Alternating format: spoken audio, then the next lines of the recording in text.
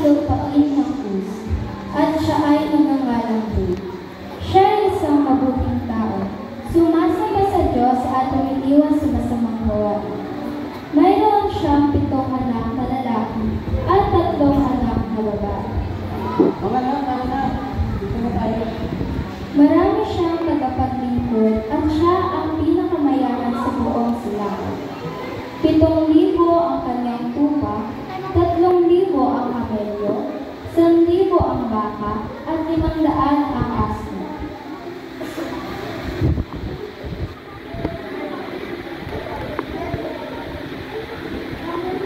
Napaugalian na ng kanyang mga anak na lalaki na hari-harihin magdaos ng handaan sa kanilang bahay at inaniyahan nila ang mga kapatid nilang babae.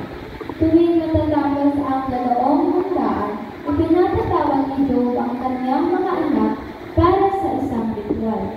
Maagang bumangon si Job kinabukasan upang mag-alay sa Diyos ng mundo na sinulog para sa kanyang mga anak dahil baka lihim na nilalabas na ngalan ng mga tao. Ito ang Diyos at sila'y nagkasala.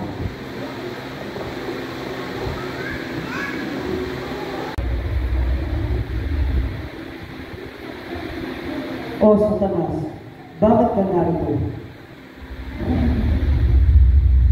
Hindi ko ba naman ba? Siyempre, kailangan ko. Pag-ikot ako sa buong mundo. Ikot-ikot ako. O ano naman? At napagtakto ko na wala naman ako nakita.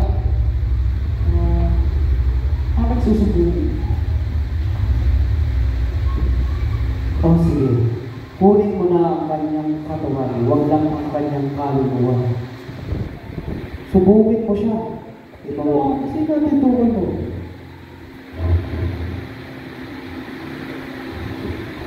Si Job. Yung anak ko, nadaanan ko siya. Hindi ko ako pinansin kasi alam ko naman na pinapapala mo naman si Job kasi mahal mo siya, paborito mo siya eh. Kaya ako naman niya sinasamba kasi bigyan mo naman.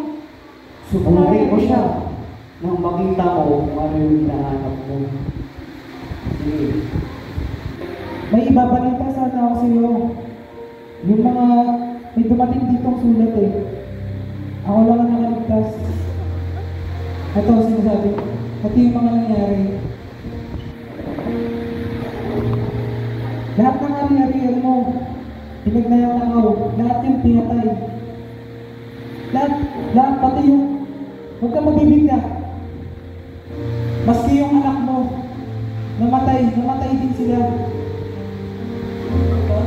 Oo, totoo. O, kamalo na mata. Pati yung anak mo, iiwan sila. Wala, namatay na. Ako lang yung nakaligtas para ibanggitin yung balita na to.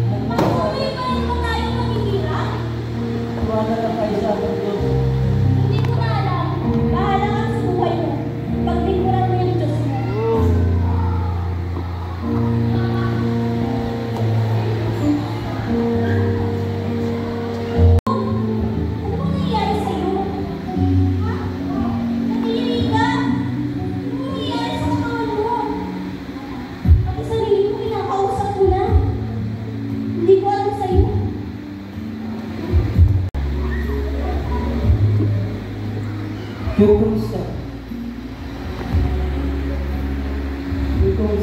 Pabalita ako na yan sa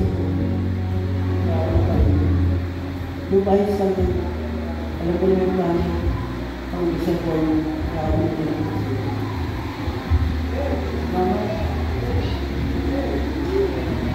Pinagpala muli siya ng ating Panginoon 3 beses pa sa una na binigyan siya ng isang magagandang anak at isang mabuting asawa.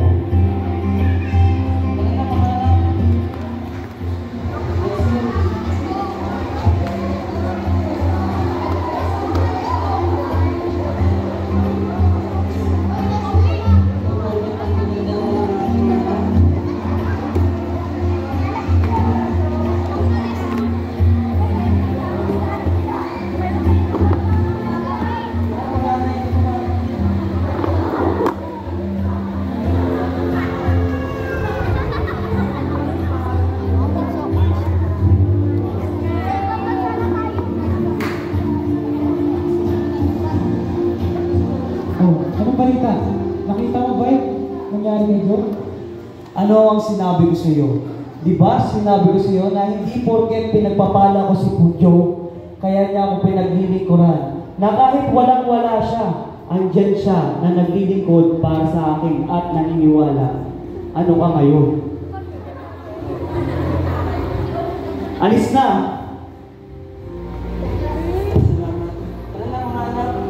Let's go.